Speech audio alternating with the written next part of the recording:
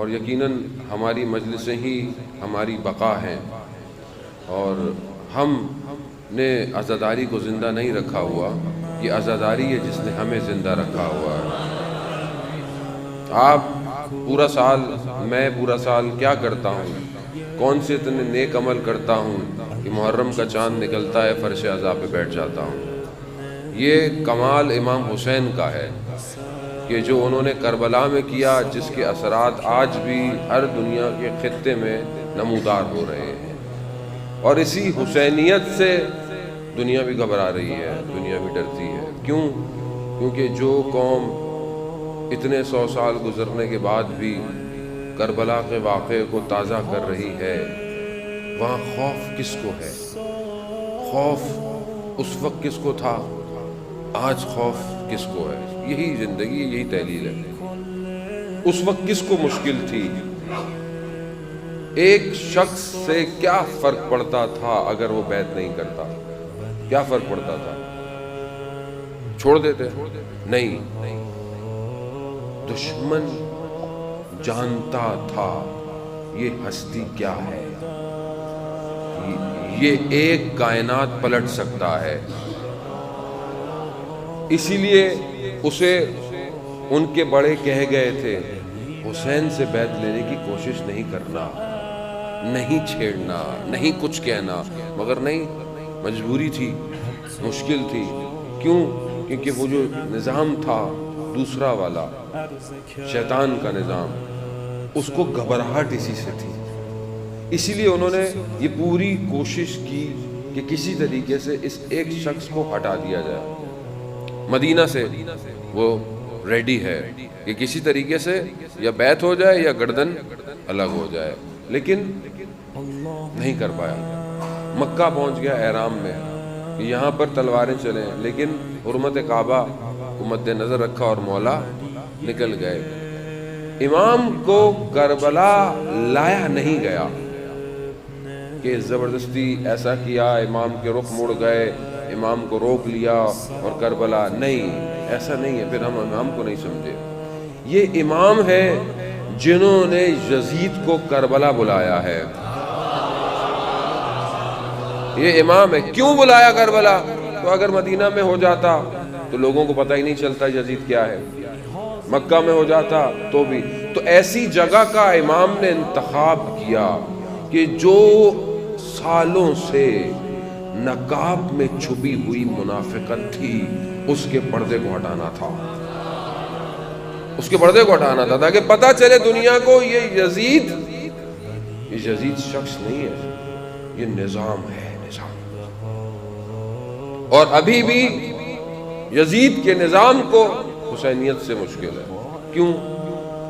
کہا دنیا میں، پوری دنیا میں یزیدیت کے نظام کو روکنے والا کوئی بھی مکتب نہیں سوائے حسینیت کے، سوائے حسینیت۔ یہی گھبراہٹ ہے اس کو، یہی گھبراہٹ ہے۔ کبھی وہ مجلس روکتا ہے، کبھی جلوس روکتا ہے، کبھی وہ اس پہ پابندی لگاتا ہے، اس پہ پابندی لگاتا ہے، مگر وہ ظاہر میں زندہ ہے۔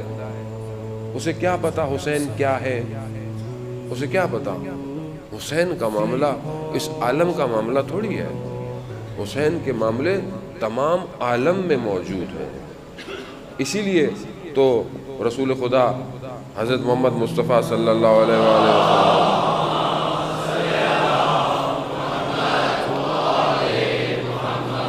اسی لیے رسول خدا بیٹھے ہوئے، راوی کہہ رہا ہے میں رسول کی خدمت میں موجود تھا، ایک بچہ آیا، رسول خدا کھڑے ہو گئے، میں نے کہا یا رسول اللہ، آپ تو انبیاء کے سردار ہیں، یہ تو بچہ ہے۔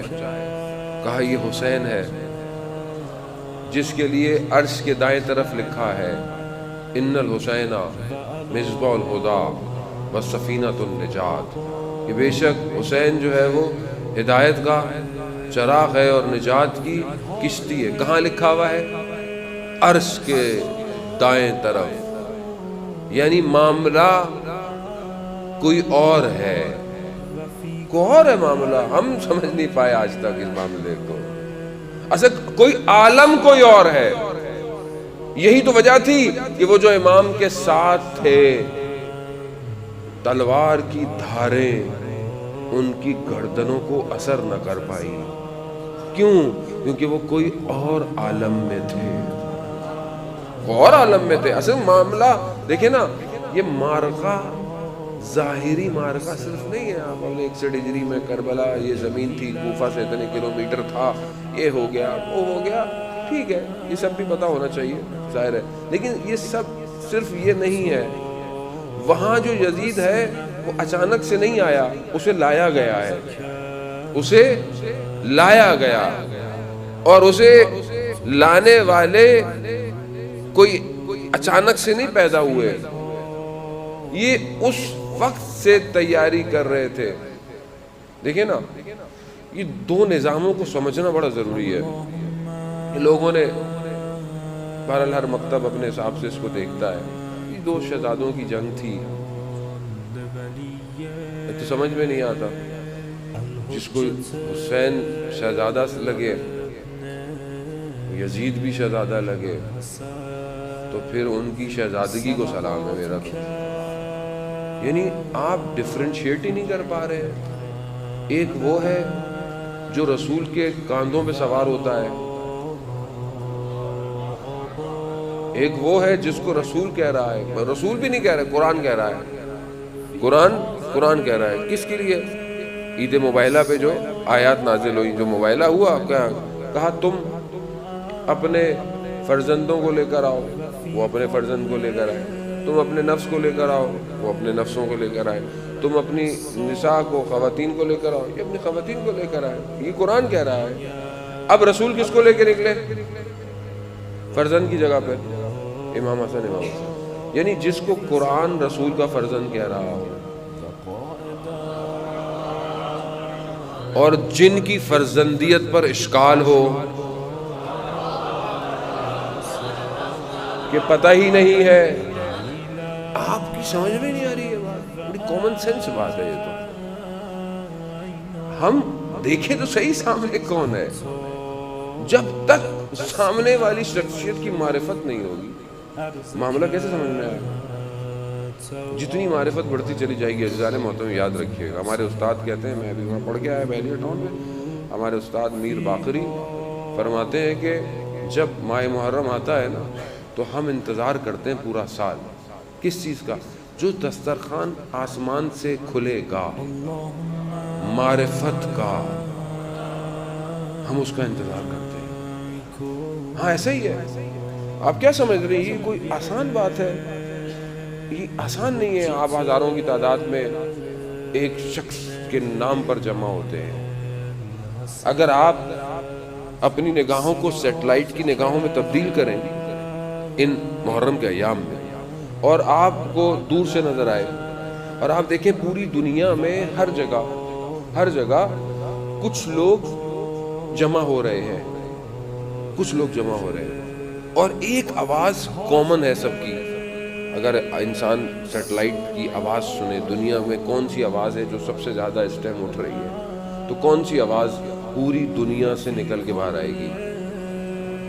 حسین. یعنی پورا عالم حسین سے پوچھ رہا ہے. اور یہ تو ہمارا عالم ہے نا. وہ دوسرے کئی عالم جب مولا کا سر نیزے پہ تھا جھکے ہوئے تھے. ہم جب تک اپنے امام کی معرفت نہیں کریں گے، ہمارا وجود حرکت نہیں کرے گا. چاہے ہم دن میں 100 مجلسیں سن لیں، جب تک ہمارے وجود کو حرکت نہیں جائے، جب تک کربلا اینالائز نہ کی جائے. صرف تاریخی بات کہہ کے گزر جانا کمال نہیں ہے، واقعے کو تحلیل کرنا امپورٹنٹ ہے. کیا عبرت لیں ہم کربلا سے؟ آج کربلا ہمیں کیا دے رہی ہے؟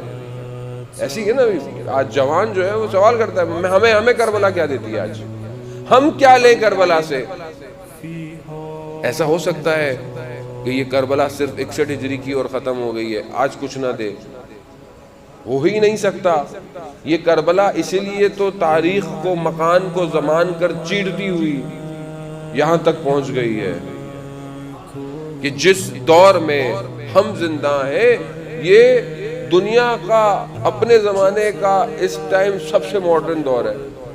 انسان کی بشریت جو ہے وہ علم اور دانش کے لحاظ سے اپنی فضاؤں کو طے کر رہی ہے. مشین انسان کی زندگی میں اس سے زیادہ آ گئی ہے. آرٹیفیشل انٹیلیجنس کمبائن ہو گئی ہے انسان کے ساتھ. انسان خود نہیں ہے, مشین زیادہ حاکم ہے اس کی زندگی میں. ایسی زندگی میں جہاں مشین زیادہ ہو, مشین میں کس چیز کی کمی ہے؟ کس چیز کی؟ نالج, سٹوریج, ایفیشنسی نہیں, سب ہے اس کے پاس. کیا نہیں ہے اس کے پاس؟ اخلاق نہیں ہے. اخلاق نہیں ہے. اس دور میں جہاں انسان بھی مشین بن چکا ہے, تو وہاں حسینیت اپنا کیا کام کرنا چاہتی ہے؟ وہاں کون سی چیز ہے جو آپ کو کھینچتی ہے اور آپ کی آنکھوں سے آنسوؤں کو باہر نکالتی ہے؟ یہ آسان ہے.